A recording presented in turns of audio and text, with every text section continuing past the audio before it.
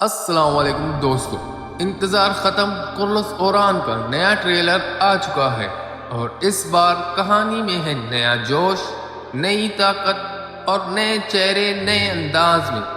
Trailer میں ہم نے دیکھا گونجا خاتون کو ایک مضبوط اور باوقار خاتون جنگ کے روپ میں، علاء الدین بے کو پہلے سے زیادہ دانش مند اور سنجیدہ کردار میں، جبکہ نیلوفر خاتون کی خوبصورتی اور بہادری دونوں نے دل جیت لیے۔